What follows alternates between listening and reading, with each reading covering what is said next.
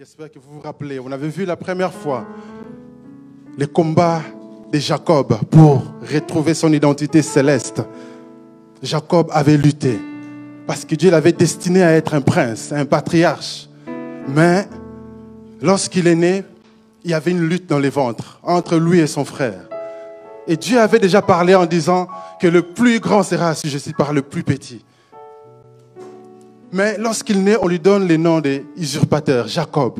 On lui donne les noms de sa destinée.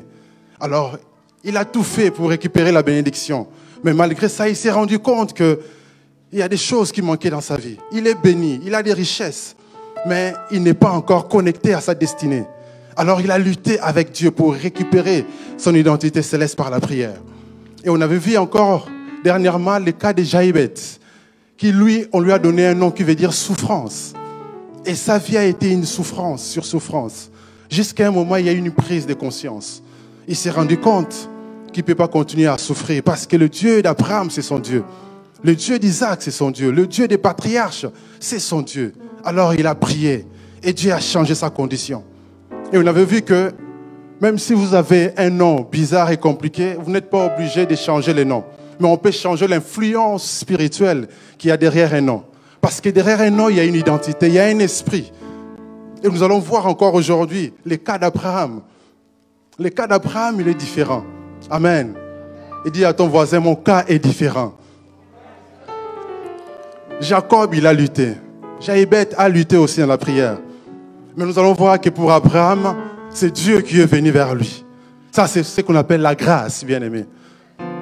Et pour vous, bien-aimés, pour nous, cet après-midi, Dieu vient vers nous.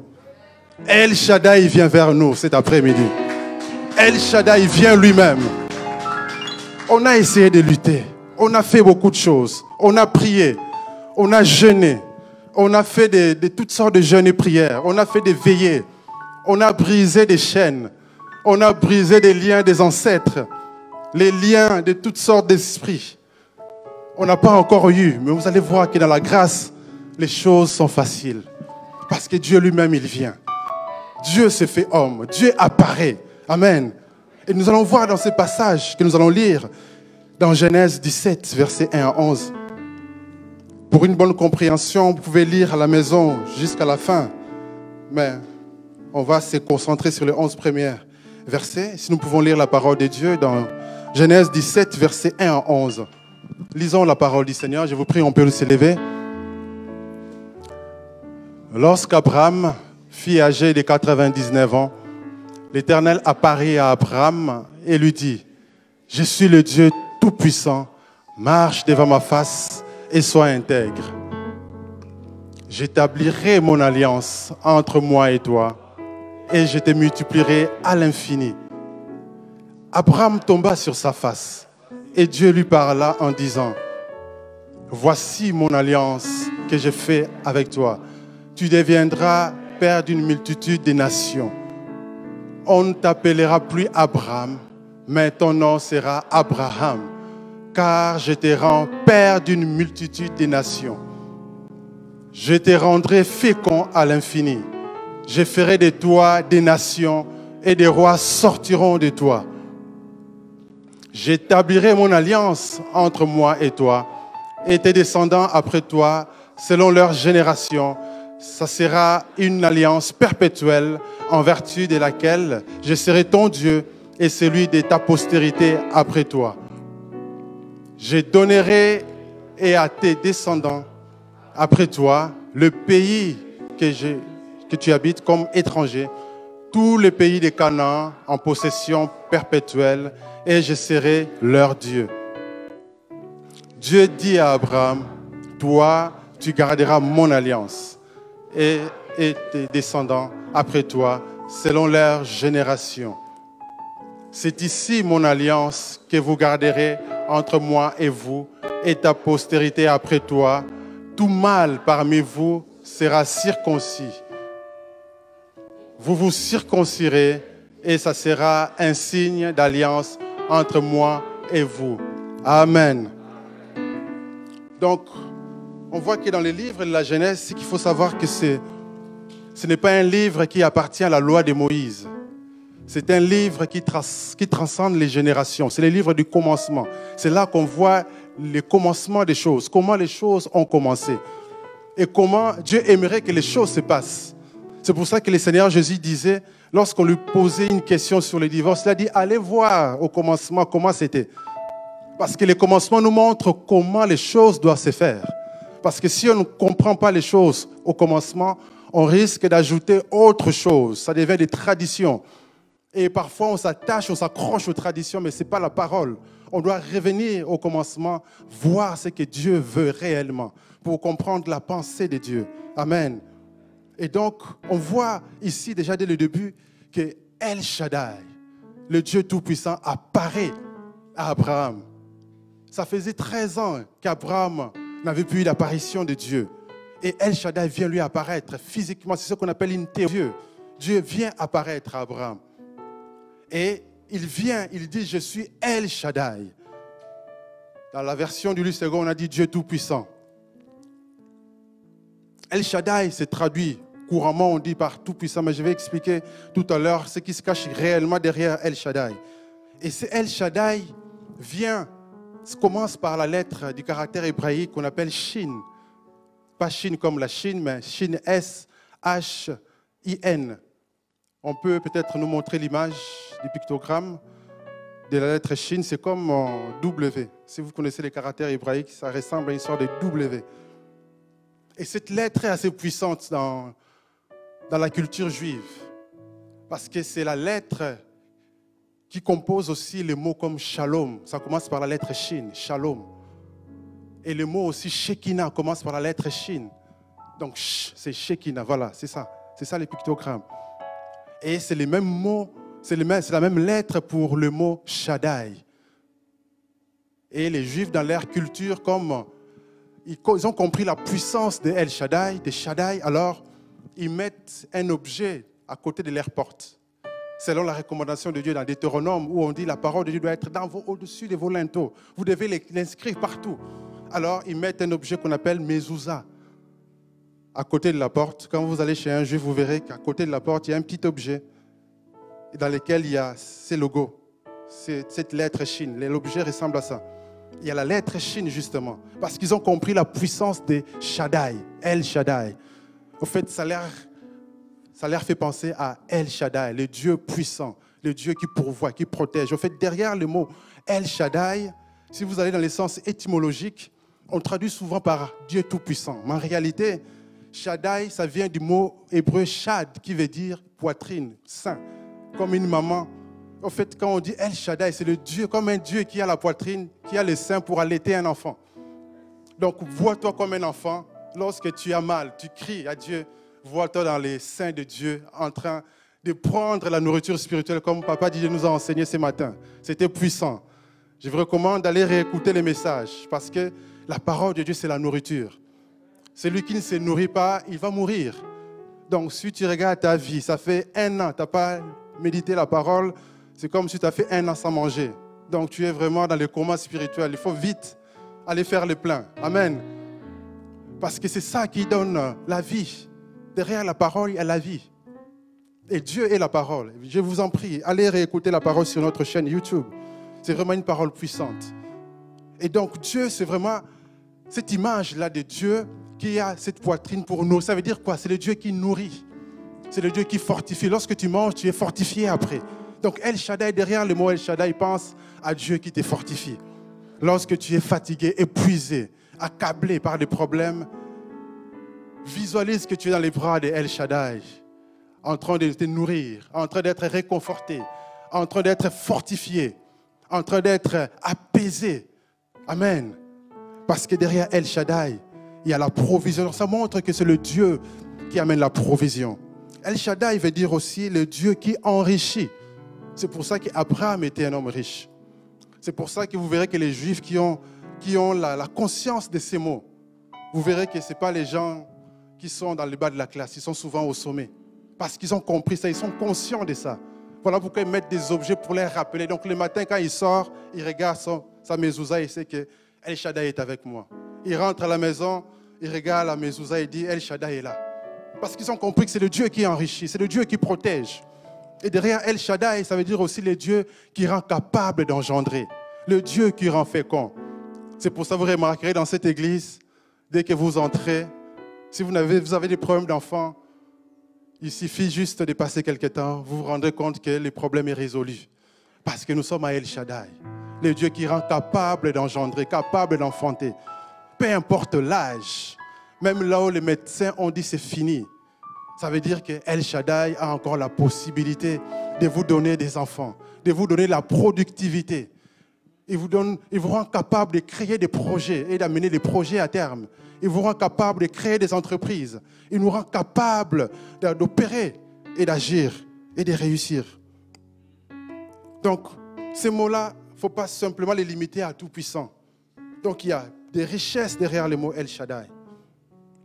Et vous verrez que El Shaddai, c'est aussi le Dieu qui nous purifie. Lorsqu'on n'arrive pas à comprendre sa pensée, lorsqu'on n'est pas fécond selon les principes qu'il va nous donner, lorsqu'on ne respecte pas les principes, il peut aussi nous punir. Voilà pourquoi vous verrez que dans l'Ancien Testament, le Seigneur, lorsque les enfants d'Israël ne faisaient pas ce qui était correct, il venait punir pour les ramener sur le droit chemin.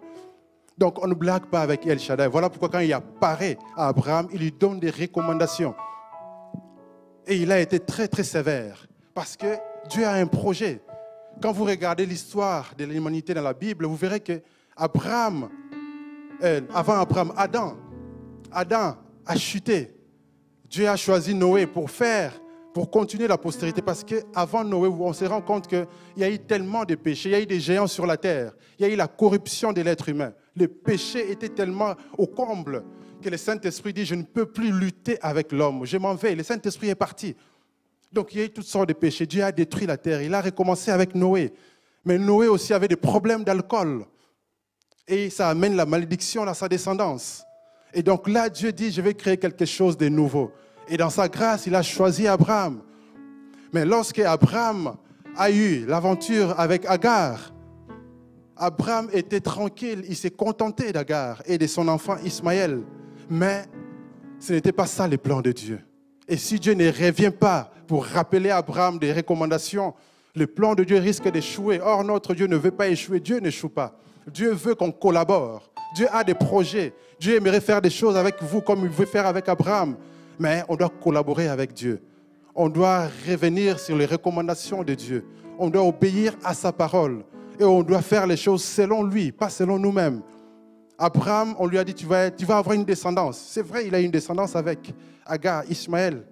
Mais ce n'est pas ça le plan de Dieu. Donc on doit faire à sa manière, à la manière de Dieu. Et voilà pourquoi El Shaddai vient avec des recommandations. Parce que dans son alliance, il veut absolument accomplir l'alliance. Mais dans l'alliance, il y a aussi la part de l'homme. Il y a aussi notre part.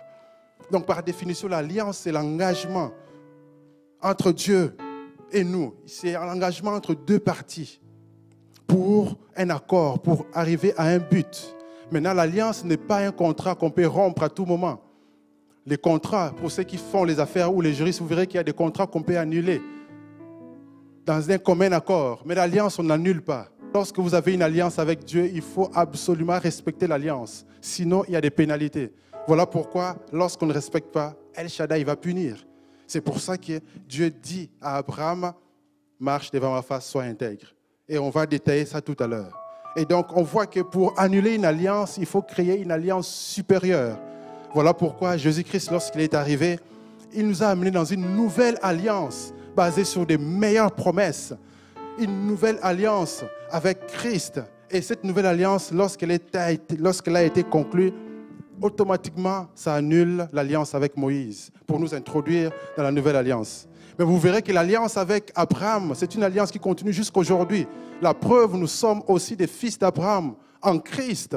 Lorsqu'on accepte Jésus, nous entrons aussi dans la bénédiction d'Abraham. Amen. Donc c'est très très important. Il y a des gens qui ne comprennent pas ça, ils se disent, les histoires d'Ancien Testament, c'est fini, nous c'est Nouveau Testament. Non, le livre de la Genèse, c'est le livre du commencement. Amen.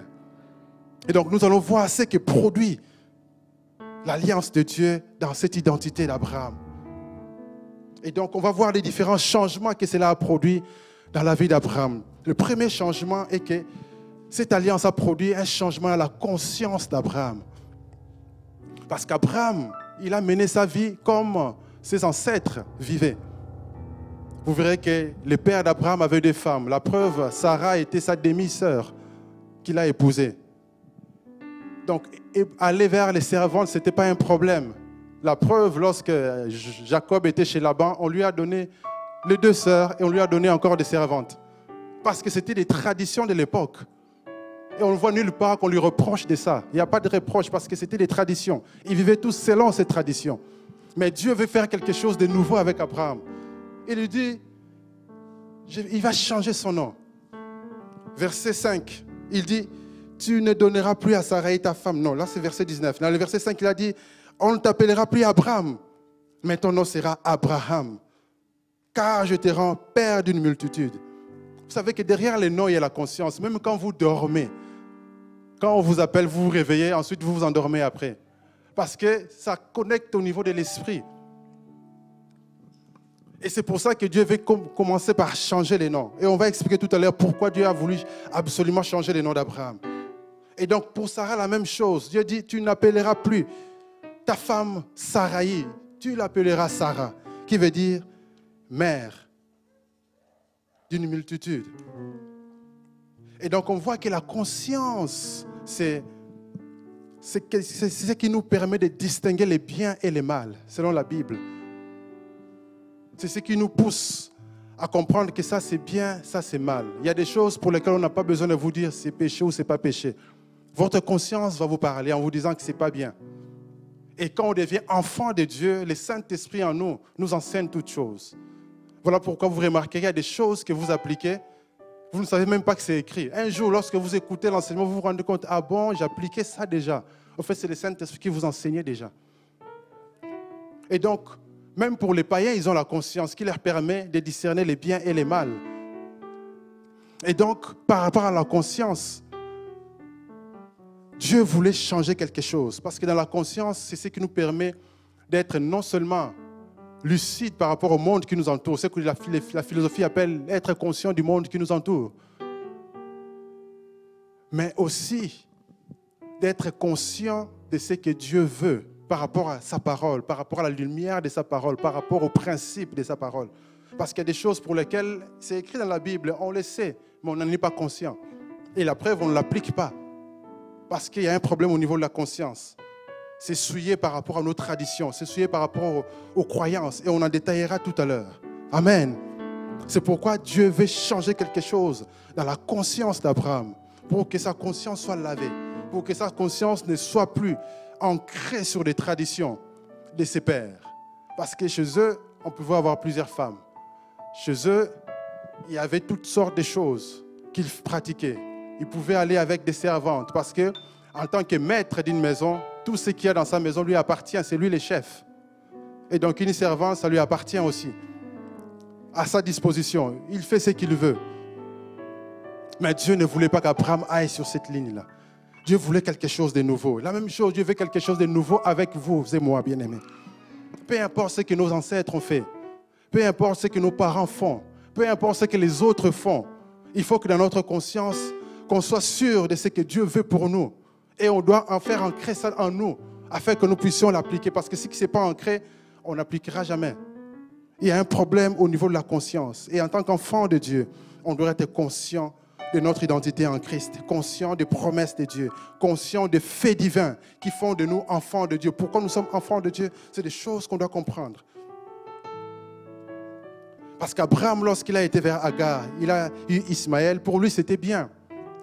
La preuve, lorsque Dieu vient à la charge pour lui dire que non, ce n'est pas Ismaël, il discute encore. Donc pour lui, c'était bon, j'ai un enfant, Dieu voulait que je sois père, maintenant j'ai un enfant, j'ai une descendance. Il vivait sa vie tranquille, sans être conscient que ce n'était pas les plans de Dieu. C'est pourquoi Dieu vient. Il va faire un travail mental chez Abraham. Il va faire un travail pour changer son mental, pour changer ses croyances, pour changer sa conscience. Et ici, on voit que Dieu veut faire quelque chose. Et lorsque Dieu parle avec Abraham, il lui dit, je vais te donner une descendance.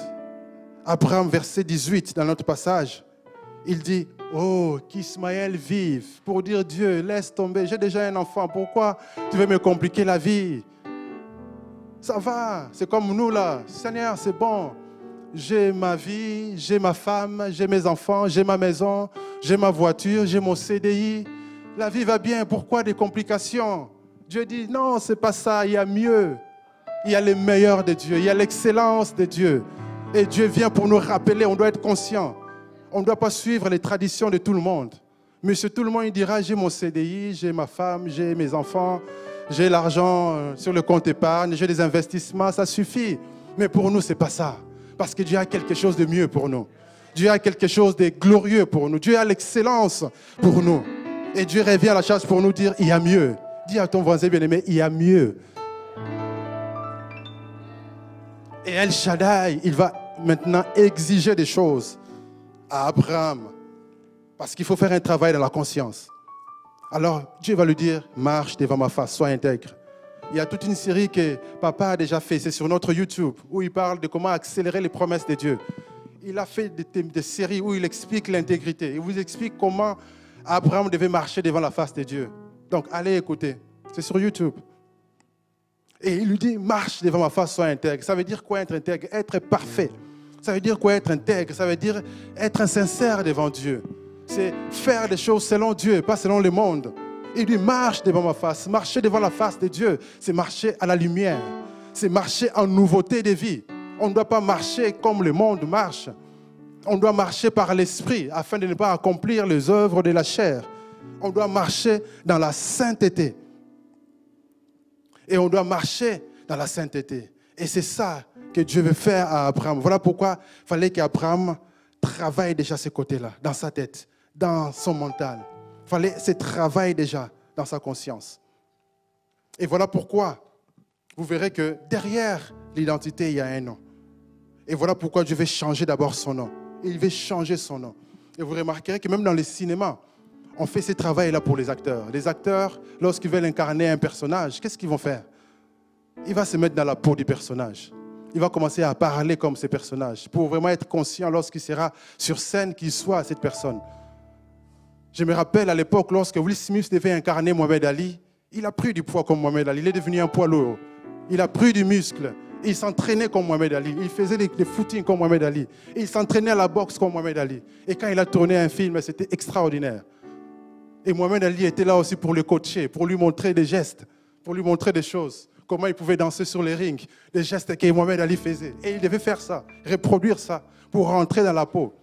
Et c'est un travail qui est au niveau de la conscience. Un acteur, lorsqu'il joue son rôle, il entre vraiment dans la peau du personnage pour jouer le rôle. Et quand on regarde le cinéma, pourquoi ça captive? Pourquoi les gens payent cher pour aller au cinéma s'asseoir? Et parce que ça ressemble à la réalité.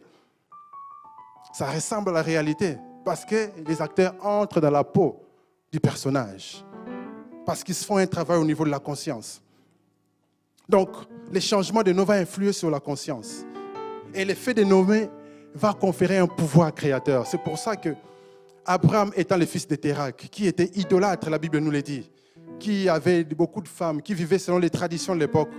Maintenant, Dieu, lorsqu'il va changer les noms de Abraham à Abraham, donc ce n'est plus Térak qui nomme Abraham, ça devient Dieu qui nomme Abraham.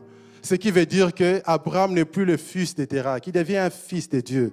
Ça veut dire que ce n'est plus Térak qui a l'autorité sur Abraham, c'est Dieu qui a autorité sur Abraham. Ça veut dire qu'Abraham devient un fils de Dieu. Et donc, en devenant fils de Dieu, Dieu va commencer maintenant à opérer dans sa vie. Dieu va commencer à opérer des choses au travers de la vie d'Abraham. Et c'est la même chose avec nous en Christ. Dieu nous a donné un nouveau nom. Est-ce qu'on en est conscient?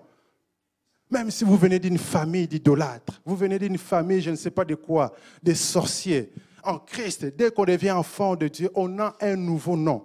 On appartient à la famille de Dieu. C'est Dieu qui nous appelle. Ça veut dire que spirituellement, on n'appartient plus à notre famille biologique. Ce qui veut dire que certaines prières qu'on fait là, on passe des nuits entre « Oh, j'ai pris ces liens, je ne suis plus le fils de tel, je ne suis plus la fille de tel ». On n'a pas besoin de les faire parce que biologiquement, on est toujours fils de tel, fille de tel. La preuve, regardez les généalogies dans la Bible. Est-ce que tous les ascendants de Jésus, c'était des gens parfaits? Non. Vous verrez que dans la généalogie de Jésus, il y a eu des histoires de Judas avec Tamar, l'inceste familial, c'est dans la généalogie de Jésus.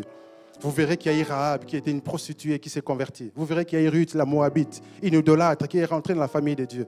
Mais dans le Nouveau Testament, on les cite pour dire que ce n'est pas un problème. Ce n'est pas un problème. Donc je ne peux pas régner que je suis le fils de M. Kokolo. Je ne peux pas les régner.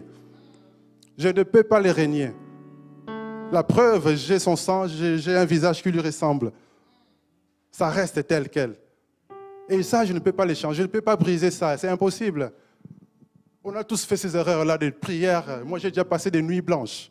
Je brise tel lien, je brise. Jusqu'au matin, tu dis, waouh, super, mais après, ça ne produit rien. Parce que ce n'est pas ça. Parce que ces choses se passent en esprit. Des choses se passent en esprit. Si on ne comprend pas ça, on va se fatiguer. Et les gens qui ne comprennent pas ça, ils passent de délivrance en délivrance. Oh, dans ma famille, c'est des chefs coutumiers. On va me faire rentrer dans la sorcellerie. Je ne vais pas, je vais couper les liens. Je ne suis plus leur fils. Coupe les liens comme tu veux. Si tu viens d'une famille des chefs coutumiers, ça veut dire quoi? Tu as une royauté en toi. Les chefs, là, c'est quoi? C'est des rois, non? Des villages. Ça veut dire que tu as une royauté. Tu as une destinée royale. Et le monde veut te pervertir. Mais en Christ, prends possession de ta royauté. Et entre dans ta royauté. Tu auras des luttes et des combats, oui. Tu feras des cauchemars la nuit, oui, c'est vrai. Mais continue à lutter avant. Sois conscient de ce que Dieu fait en toi en Christ. C'est ça qui se passe. Ça se passe en esprit. Quand on n'en est pas conscient, on ne va pas les vivre parce qu'on n'est pas conscient. On croit juste qu'on est possédé. On croit juste qu'on a des démons. On croit qu'on a des liens. Jésus a dit, il nous a délivrés, Colossiens 1,13, il nous a délivrés du royaume des ténèbres. Il nous a transportés dans le royaume de son Fils. Donc, on a été transportés. On n'est plus dans le royaume des ténèbres. On est dans le royaume des lumières, en Christ. Donc, il faut lutter maintenant pour comprendre ça. D'abord, problème de conscience. Parce qu'on peut lutter, mais si on n'est pas conscient, on continuera à lutter toute la vie. C'est pour ça que les ministères du combat fonctionnent. Parce que les gens, ils aiment lutter, ils continuent à lutter. Mais quand tu comprends que tu es conscient de certaines choses, tu ne lutteras plus. Tu commenceras à commander des choses. Tu commenceras à t'asseoir à la parole et appeler la parole à se manifester, à être conscient. C'est un problème de conscience d'abord. Quelqu'un, un prisonnier qui est en prison, à qui on a déjà déclaré qu'il est libéré, tant qu'il n'est pas conscient qu'il est libéré, il peut rester en prison encore toute sa vie.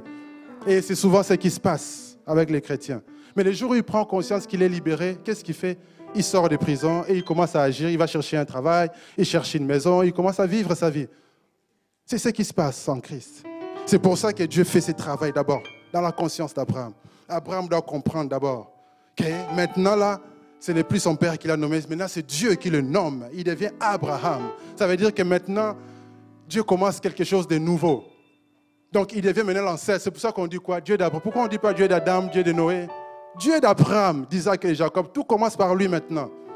Quelque chose de nouveau pour nous amener en Christ. Parce que Dieu veut quoi? Quand il prend Abraham, il voit la nation d'Israël. Il voit Christ, il voit nous, vous et moi.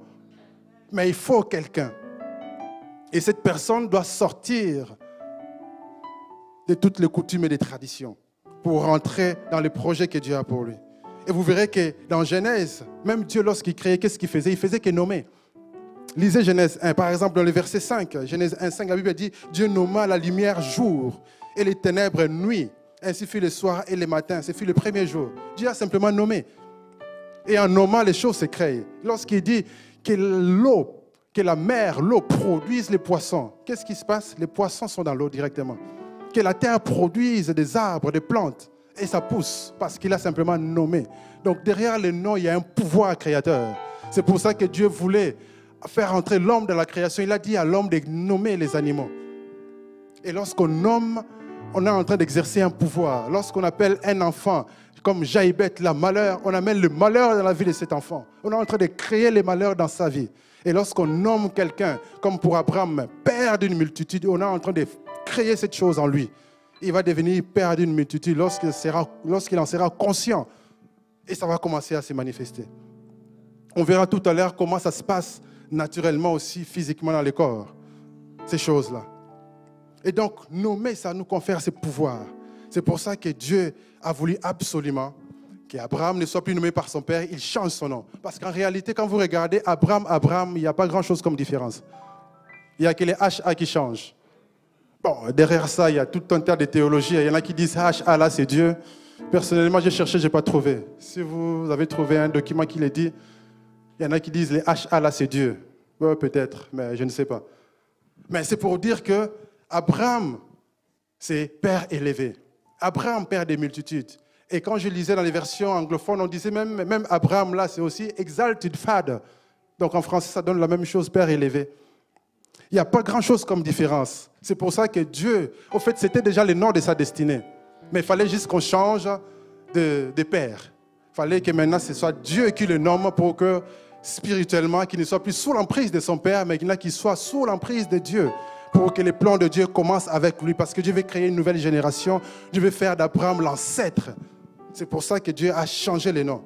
Pareil pour Sarah, tu ne seras plus appelée Sarai, tu vas être appelée Sarah. Pour que Sarah devienne aussi la fille de Dieu, notre mère à nous tous. Amen. Et en faisant ça maintenant, Dieu exige à Abraham l'intégrité, de marcher en nouveauté de vie. Et lorsqu'un nom change, en psychologie, il y a des noms. Vous verrez, il y a des histoires de gens qui ont changé de nom parce qu'ils n'aimaient pas les noms qu'ils avaient. Lorsque les noms changent, il se passe quelque chose. Les gens ont l'impression d'une nouveauté de vie, de renaître, de renaissance. Lorsque les gens changent de nom, ils voient vraiment leur passé effacé et que maintenant ils sont affranchis de leur passé. Ils deviennent de nouvelles personnes. Ils peuvent maintenant oser de nouvelles choses. C'est maintenant un changement de vie. Ils peuvent endosser une véritable identité pour leur destinée. Ils peuvent se réapproprier leur existence. Il y a des gens qui ont des noms qui sentent que ce n'est pas le nom de leur existence. Ils ne se sentent pas vivre. Et lorsqu'ils changent de nom, ils se réapproprient leur existence. Et ça amène aussi un changement de caractère. Bien-aimés, voilà pourquoi on n'est pas obligé tous d'aller voir des juges, commencer à les faire changer nos noms. Mais on doit comprendre que, je le répète encore, en Christ, on a un nouveau nom. On a un nom nouveau en Christ. Et il suffit de découvrir ce nom-là. Moi, j'ai la grâce. Mon prénom, c'est le prénom de ma destinée. Je l'ai compris le jour où j'ai accepté Jésus.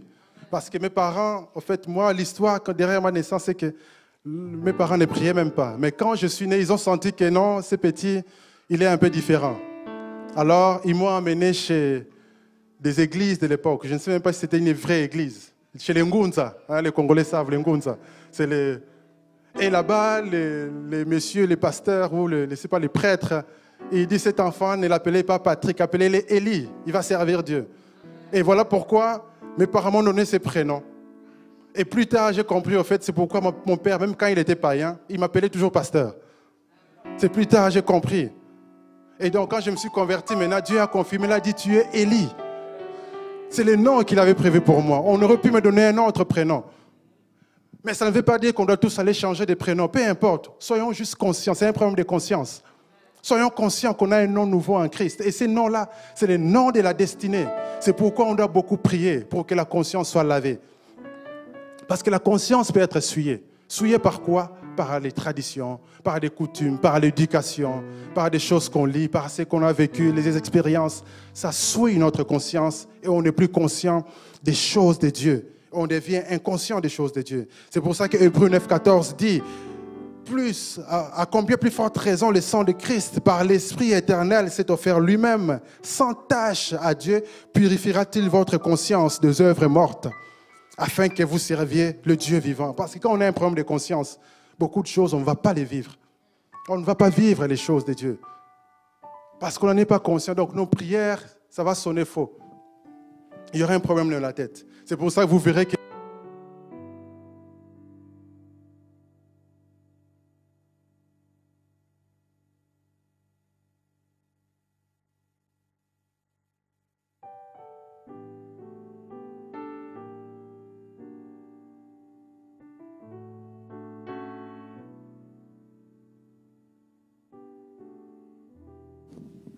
merci. Amen. Et donc, on doit faire un travail dans notre conscience, que la conscience soit lavée par le sang de Jésus. Le sang de Jésus est puissant pour laver notre conscience, pour avoir une bonne conscience lorsqu'on servira Dieu. Parce qu'une mauvaise conscience ne va pas apporter un bon résultat. Beaucoup de gens servent Dieu avec une mauvaise conscience. La mauvaise conscience de quoi? Il y en a qui servent Dieu, pour eux c'est juste un business.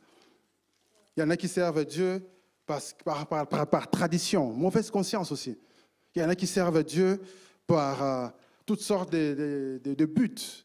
Mais on doit d'abord avoir la bonne conscience. Comprendre que le service que nous faisons pour Dieu, c'est une adoration. Nous adorons Dieu. Amen. C'est pourquoi, peu importe les noms que vous avez, peu importe les défis qu'on a, mais nous devons savoir que le nom de Jésus est le plus grand nom qui existe.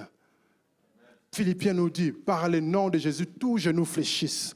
Tout genou va fléchir devant le nom de Jésus-Christ. Voilà pourquoi lorsqu'il y a un problème, amenez le nom de Jésus à côté. Faites vous-même la balance. Qu'est-ce qui pèse le plus? Bien sûr, c'est le nom de Jésus. Alors, lorsqu'on sait que c'est le nom de Jésus qui pèse, on fait confiance au nom de Jésus. Face à un défi, je l'amène devant le nom de Jésus. J'ai fait un travail dans ma conscience en disant, Seigneur, j'ai fait confiance à ton nom, parce que ton nom est glorieux. Ton nom est le plus grand nom qui existe. Et j'ai fait confiance au nom de Jésus-Christ. Amen. Peu importe des choses négatives, peu importe ce qu'on a subi, le nom de Jésus est le plus grand nom. Identifions-nous au nom de Jésus-Christ. Identifions-nous à ces noms-là. Soyons conscients de la puissance qu'il y a derrière le nom de Jésus-Christ. Parce que c'est le plus grand nom qui existe. Amen. Deuxième changement qu'il y a eu dans la vie d'Abraham, c'est au niveau de sa pensée, au niveau de son système de pensée. Amen.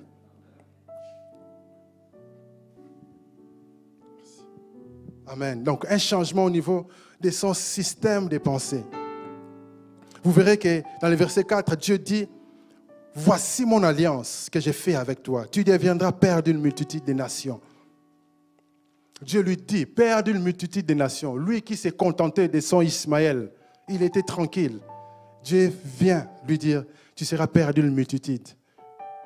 Père d'une multitude de nations. Donc, tu ne seras pas que le père d'Ismaël. Ismaël, ce n'est pas Dieu qui l'a prévu. Ismaël est là, Dieu lui dit, bien sûr, je vais bénir Ismaël. Il a aussi une destinée puisqu'il existe. Il n'y a pas de problème. Mais je veux que tu sois conscient que tu es le père d'une multitude. Non seulement ça, mais Dieu vient maintenant changer sa pensée. Parce qu'Abraham est en train de contester. Lorsque Dieu lui parle de ça, Abraham conteste. Il fait des objections. Il dit, il tombe sur sa face, il rit même, il dit, en son cœur, naîtra-t-il un fils à un homme de 100 ans? Et Sarah, âgée de 90 ans, enfantera-t-elle? Et Abraham dit, oh, qu'Ismaël vive seulement. Seigneur, laisse-nous, on est vieux. Comment est-ce que ça va se faire encore? On est bien, les choses se passent très bien. Dieu lui dit, non, ce n'est pas Ismaël, ce n'est pas lui. Ce n'est pas ce qu'on croit, ce n'est pas ça.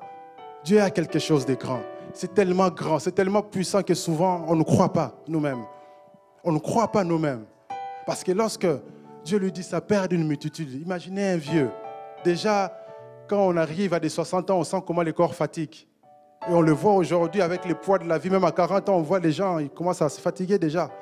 À partir de 40 ans, maintenant là, il est à 100 ans.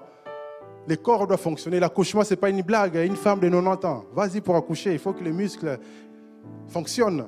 Il faut la force, il faut le souffle, il faut la force. C'est pour ça que c'est mieux d'avoir des enfants vers la vingtaine. À partir de 30 ans, il faut que les médecins surveillent. À 40 ans, ça devient des grossesses à risque. Et là, 90 ans, il n'y a pas de médecin à l'époque. Je ne sais pas s'il y en avait à l'époque d'Abraham. Mais ça ne devait pas se faire facilement. Donc, Abraham dit, mais Dieu, quand il réfléchit à sa manière, il dit, Dieu, laisse. Dieu dit, non. Tu es père d'une multitude. Pourquoi Dieu insiste? Dieu lève les objections. Il dit, tu es père d'une multitude. Certainement, Dieu lui dit, certainement, ta femme Sarah enfantera un fils. Peu importe votre âge, vous avez des problèmes pour avoir des enfants. Vous avez déjà dépassé l'âge, vous êtes déjà à la ménopause. Sarah, c'était doublement ménopausée. Donc là, c'était vraiment fini. Il n'y a plus rien à espérer. Et quand vous lisez dans Genèse 18, on dit Sarah ne pouvait même plus espérer. Donc avant, elle avait espéré. Là, elle ne pouvait plus espérer. C'était fini, c'était la mort, selon les hommes. Mais Dieu nous dit, ce n'est pas la mort. C'est possible. C'est possible qu'on construise notre temple. C'est possible dans ce pays de construire un temple. Ça ne dépend pas de nous. On ne sait pas comment Dieu va faire. Ça ne dépend pas de notre compte bancaire, parce que parfois on regarde nos comptes. On regarde nous-mêmes, on sait combien on touche. Et on fait les comptes par rapport au nombre de personnes et on se dit que c'est impossible. Ce n'est pas ça. Dieu va faire à sa manière. Comment Dieu va faire, on ne sait pas.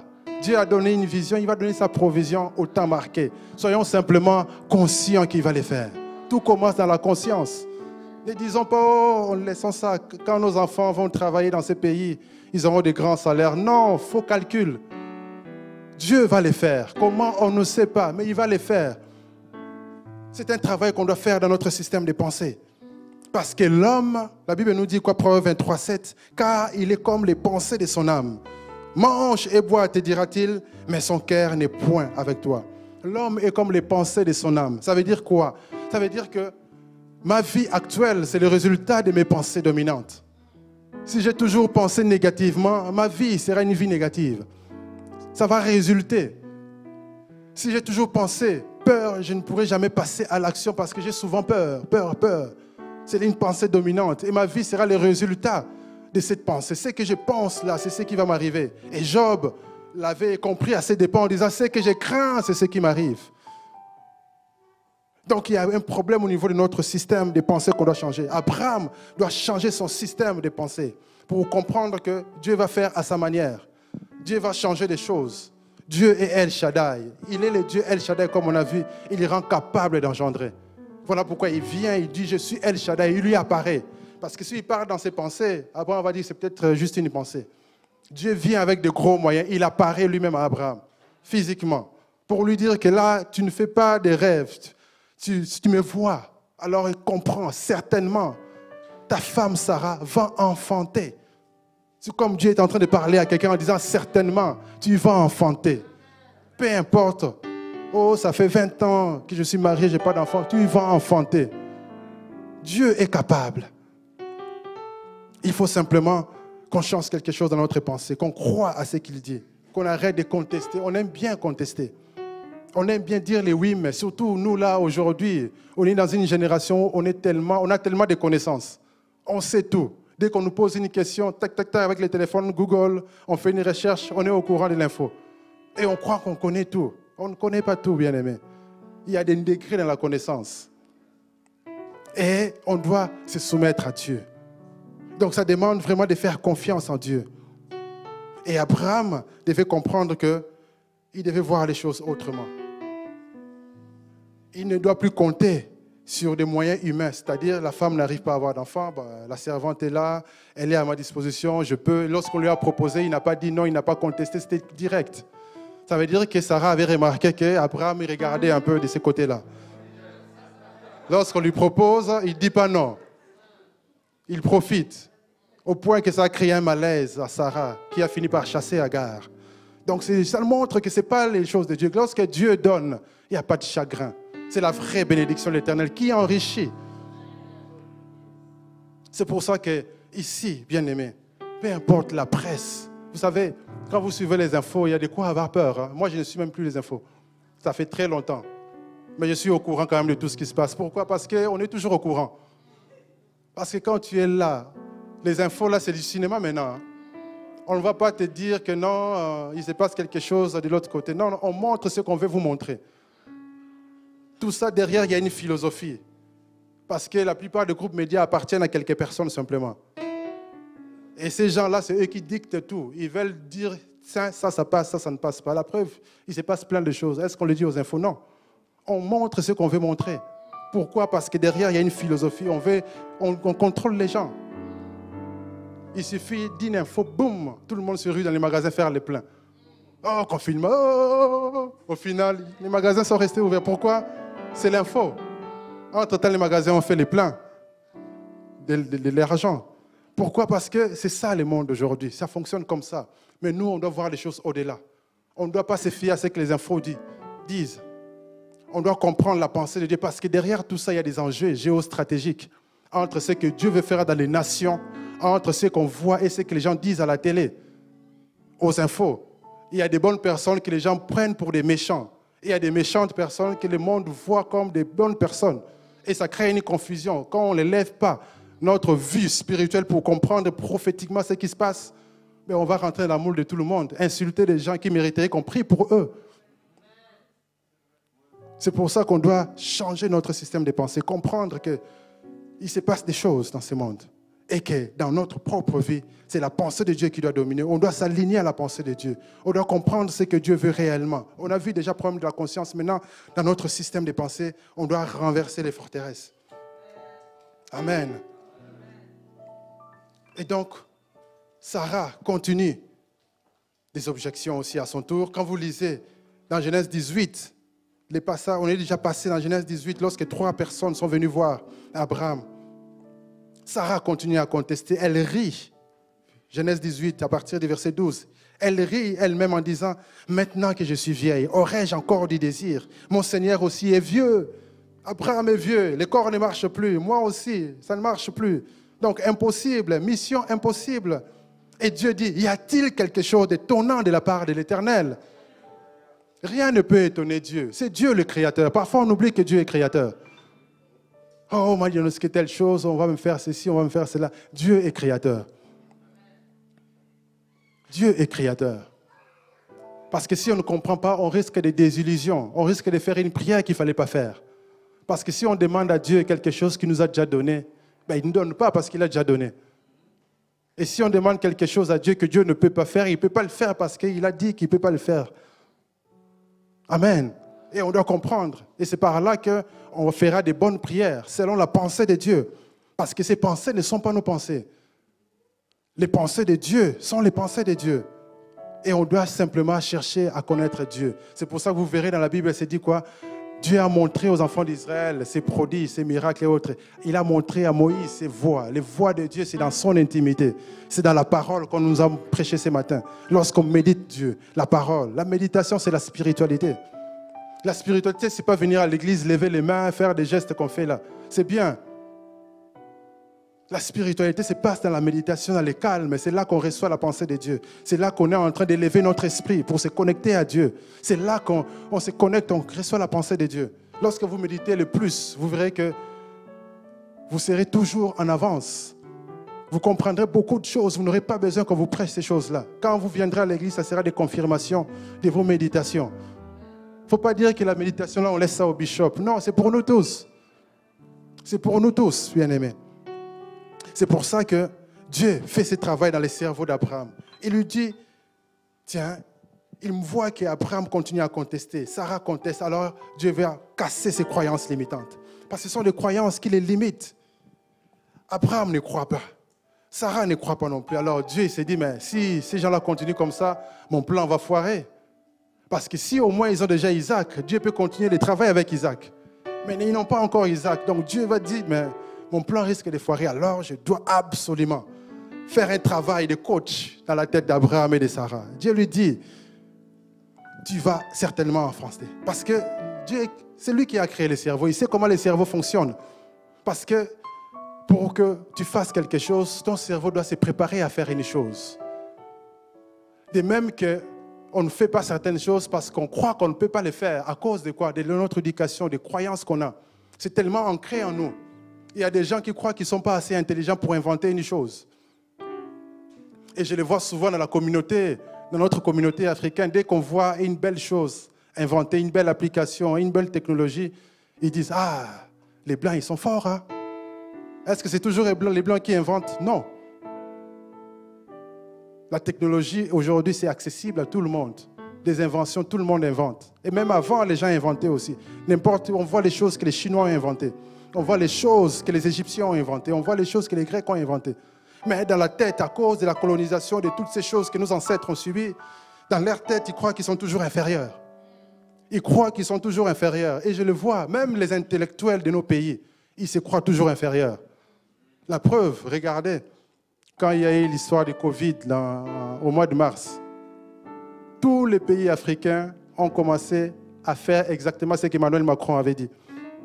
Mais Emmanuel Macron vient et dit, nous sommes en guerre, blablabla, on fait ça, ça, ça. Et dans chaque pays, c'est copier-coller, copier-coller, copier-coller. Ils ne sont pas capables, eux aussi, de réfléchir par rapport à leur propre contexte, de dire, nous, on va faire ça, chez nous, on va faire plutôt ça. Non, on fait copier-coller parce qu'on copie. Ils ne sont pas capables de dire que nous aussi, on a des capacités, On peut créer nos centres de recherche, on peut créer nos systèmes à nous-mêmes parce qu'on a l'intelligence. Mais non, pourquoi problème dans la tête? C'est pour ça que Dieu dit là, Dieu commence à insister. Il insiste parce que le cerveau, avant qu'il exécute, il doit être préparé. Et lorsqu'on a en nous toutes les choses qui nous empêchent d'exécuter, comme dans les croyances, de croire qu'on est inférieur, de croire qu'on ne peut pas faire une chose, de croire qu'on n'est pas capable, on ne fera jamais ça. On ne fera jamais parce qu'on croit qu'on ne peut pas le faire. Ce n'est pas qu'on ne peut pas le faire, on peut, mais parce qu'on croit qu'on ne peut pas. Et Abraham aussi croyait qu'il ne pouvait plus. Oh, Dieu lui montre, mais je suis Dieu. Est-ce qu'il y a quelque chose d'étonnant en moi? Il n'y a rien d'étonnant. C'est Dieu, il est créateur. Peu importe l'âge, il peut créer de nouvelles choses. Il peut faire un changement au niveau des hormones, au niveau des muscles, au niveau du métabolisme, pour que ça se passe, peu importe l'âge, parce qu'il est Dieu. Mais on doit d'abord renverser nos forteresses. Tout ce qui nous limite, toutes ces croyances limitantes-là, c'est ancré dans la vie des gens. Il y a des gens qui croient qu'ils ne sont pas capables. Et c'est pour ça qu'ils ne font rien dans leur vie, parce qu'ils croient qu'ils ne sont pas capables. C'est tout. Comme je disais dans nos pays, là, si je peux me permettre encore, pourquoi il n'y a rien? Pourquoi on ne voit pas des modèles de voitures inventés dans tel pays, tel pays? Aujourd'hui, ça commence, gloire à Dieu. Mais il y a quelques années, il n'y avait pas. Pourquoi? Parce que les gens ne croyaient pas qu'ils pouvaient les faire, c'est tout. Jusqu'à ce que les gens commencent à comprendre. Mais oui, mais qu'est-ce qui m'empêche de les faire? J'ai les métaux, j'ai ceci, j'ai cela, les schémas, il est disponible. Les choses, la plupart ont été inventées, ils ont été brevetées, tu prends, tu inventes, tu fais ta chose. Amen. Et c'est la même chose en nous. On doit croire à ce que Dieu dit. Ce que Dieu dit, c'est la vérité, la parole de Dieu. Et lorsque Dieu a parlé comme ça pour dire que rien n'est étonnant, vous allez le faire, alors le cerveau commence à se préparer. Dans Genèse 17, on voit que ça s'est bien préparé dans Abraham. Mais on arrive à Genèse 18, on voit que Sarah n'a pas encore saisi la pensée de Dieu. Alors Dieu vient insister encore. Parce que ces croyances doivent être limitées pour que le plan de Dieu s'accomplisse. La même chose dans nos vies. Croyons, bien-aimés, dans ce que Dieu veut faire en nous. Reprogrammons nos cerveaux. Parce que toutes ces croyances-là, c'est comme des programmes qui tournent dans les cerveaux. Parce que l'ordinateur a été inventé à l'image de l'homme. Je me rappelle quand j'ai commencé mes premiers cours d'informatique, on me disait, Dieu a créé l'homme à son image, l'homme a créé l'ordinateur à son image aussi. L'ordinateur, c'est comme un cerveau. De même qu'il y a des programmes qui tournent dans un ordinateur, dans le cerveau, il y a des programmes qui tournent. Ces programmes, c'est quoi? C'est toutes ces croyances. C'est ça qui nous pousse à l'action. Un enfant qui a été éduqué, qui c'est un champion, il fait tout pour être champion. Personne ne peut l'arrêter. Et il grandit avec une confiance en lui parce qu'il sait que c'est un champion. Il a été éduqué comme ça, il est programmé pour être champion. Mais un enfant à qui on disait, tais-toi, ne dis rien, hey, t'es toto, il se renferme, il se renferme, il se renferme. Il était peut-être extraverti, il avait des capacités. Il devient un petit enfant qui ne dit presque grand-chose, qui ne fait rien, qui n'ose rien. Parce qu'on l'a mis un mauvais programme qui les limite. Voilà pourquoi on doit reprogrammer. Dis à ton voisin, reprogramme le cerveau. Amen. On doit reprogrammer, bien-aimé. On doit changer notre mode opératoire. On doit commencer à agir comme Dieu agit. Parce que c'est Dieu qui crée le cerveau et il sait comment ça marche. Voilà pourquoi il devait installer de nouveaux programmes. Chaque prédication, c'est un bon programme pour le cerveau, pour nous pousser à agir. C'est pour ça qu'il faut méditer. Parce que quand on prêche comme ça, parfois, la parole reste au niveau émotionnel. Mais il faut aller un moment s'asseoir, méditer, prier avec. C'est là que ça va vraiment rentrer à l'intérieur pour que ça produise des fruits. Il y a beaucoup de messages, bien-aimés. Mais on voit en réalité peu de résultats par rapport à tout ce qu'on a déjà vu. Parce qu'on ne prend pas le temps de s'asseoir pour reprogrammer les choses en nous.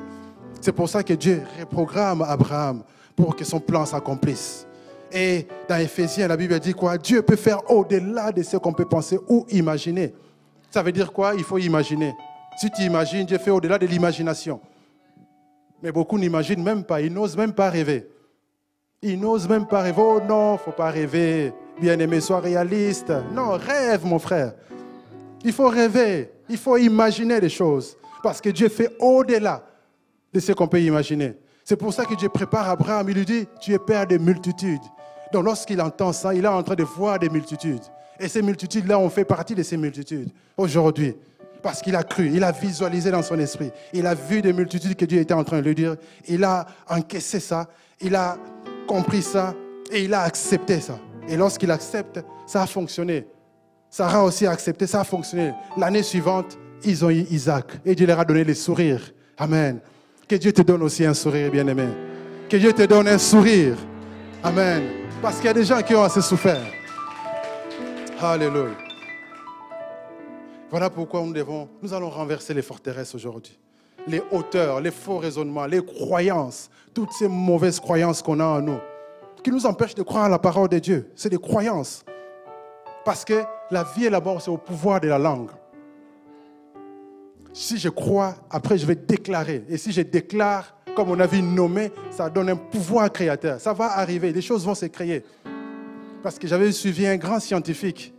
Cet homme-là, il était blessé dans son genou. Il faisait, je crois, des courses ou je ne sais plus si c'était des triathlons, un truc comme ça. Et il ne pouvait pas courir.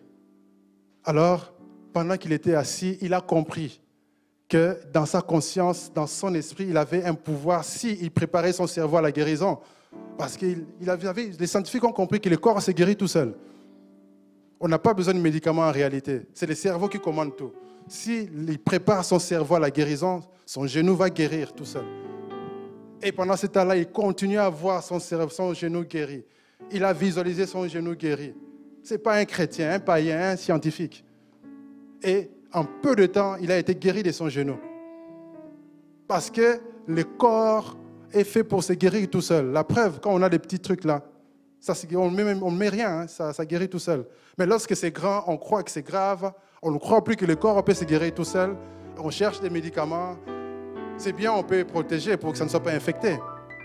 Mais en réalité, le corps se guérit tout seul. Et lui, il a compris ça, il a appliqué ça, et c'était étonnant, il a été guéri. Un païen qui a compris que son corps peut se guérir tout seul. Parce que lorsque le cerveau, il capte qu'il doit faire quelque chose, il le fait.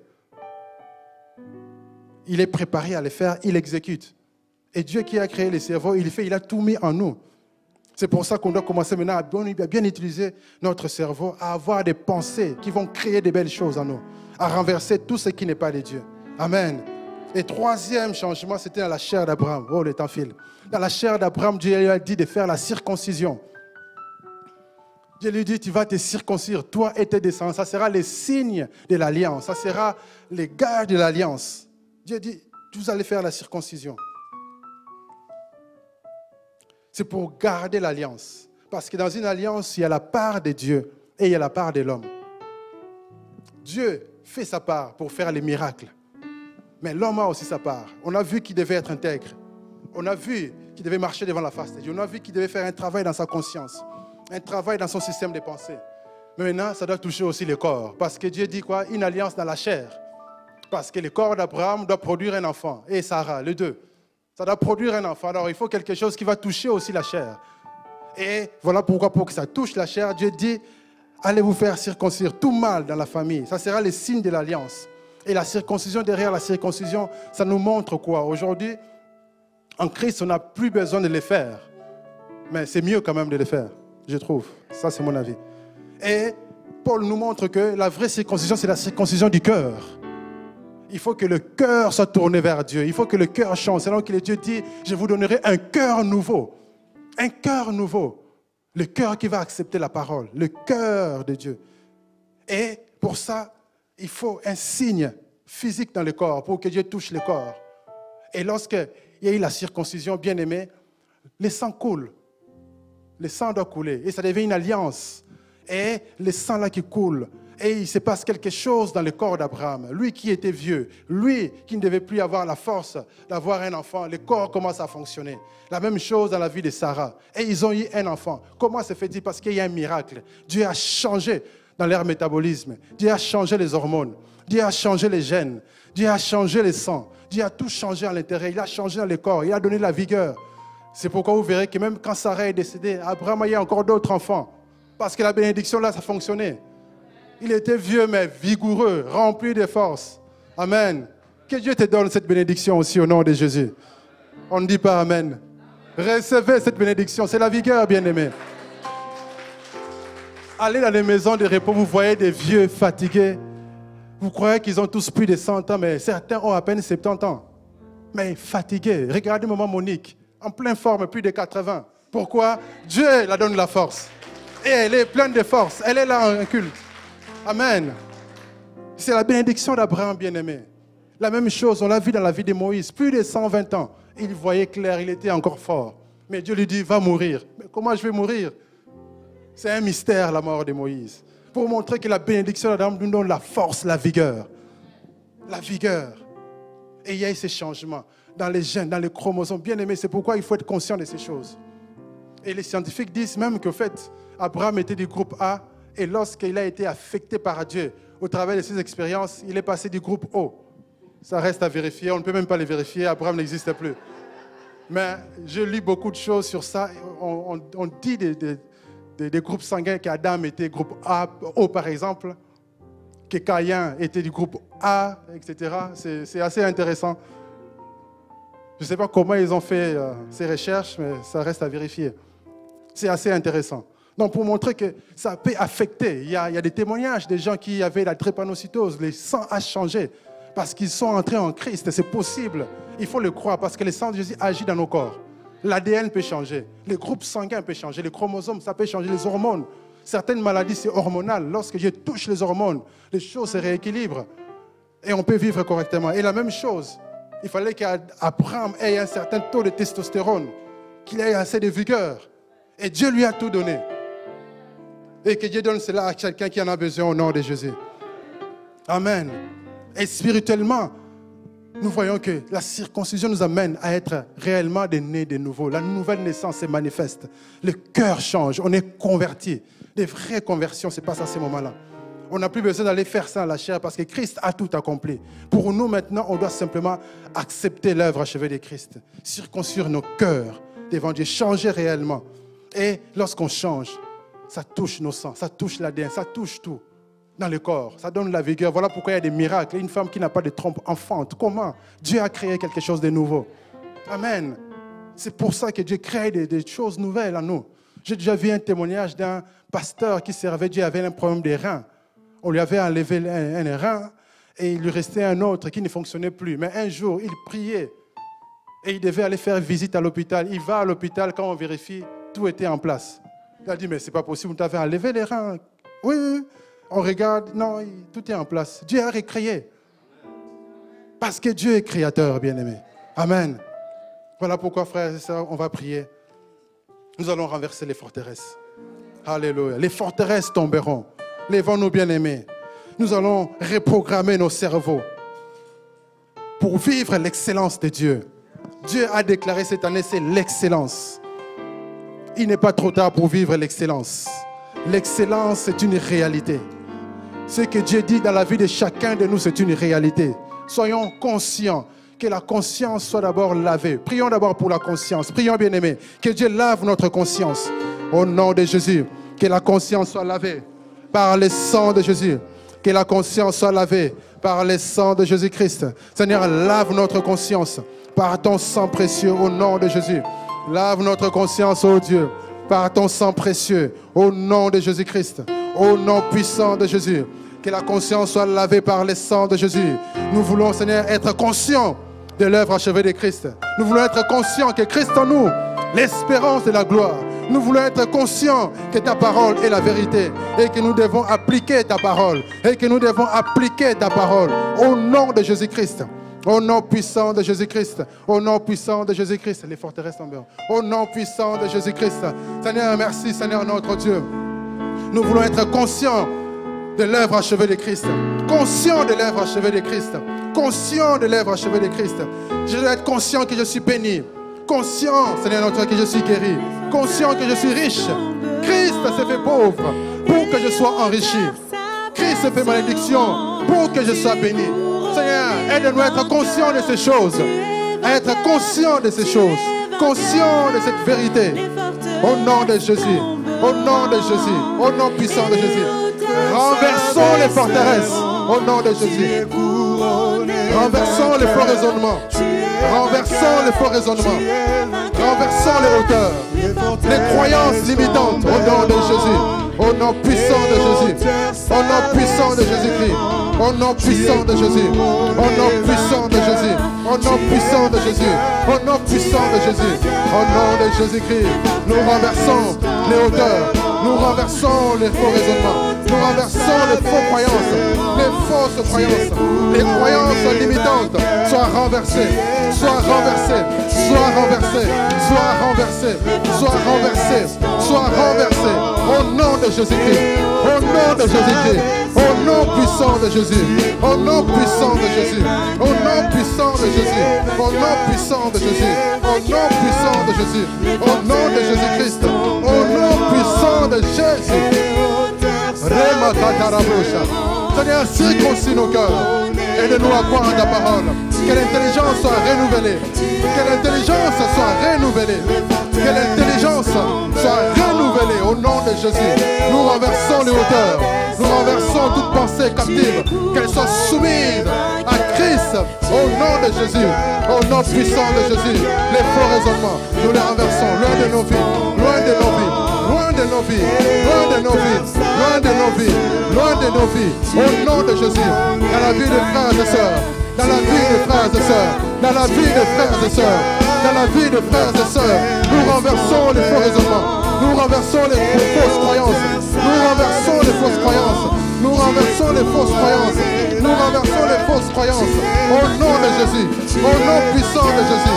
Au nom puissant de Jésus, au nom puissant de Jésus, au nom puissant de Jésus, au nom puissant de Jésus, au nom puissant de Jésus-Christ, au nom de Jésus-Christ, au nom puissant de Jésus, au nom puissant de Jésus, au nom de Jésus-Christ, au nom puissant de Jésus.